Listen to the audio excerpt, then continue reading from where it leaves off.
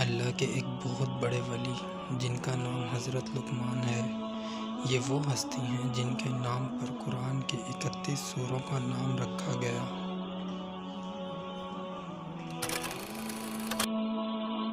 حضرت لقمان نے اپنے بیٹے کو نصیحت کرتے ہوئے فرمایا: اے میرے پیارے فرزند، برائی کی آگ برائی سے نہیں بجھتی۔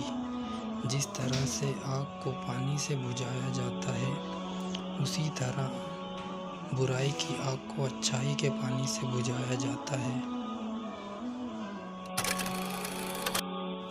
پیارے بیٹے، تم جس دن سے شکمہ دار سے باہر آئے ہو، آہستہ آہستہ دنیا سے دور ہو رہے ہو اور آخرت کے قریب پہنچ رہے ہو۔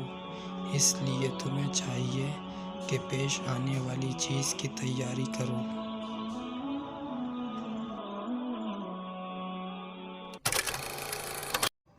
کسی انسان کی موت پر خوش نہ ہونا، مصیبت زدہ شخص سے مذاق نہ کرنا اور اچھائی کو کبھی مت روکنا۔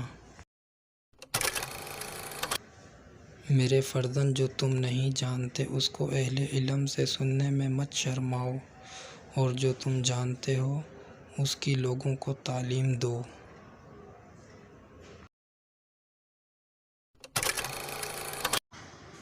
مگر اپنے آپ کو ایک پل سے گزرنے والے مسافر کی طرح بناؤ جس نے پل سے گزرنا ہے اور اس پل کی تعمیر سے اس کا کوئی سروکار نہیں ہے۔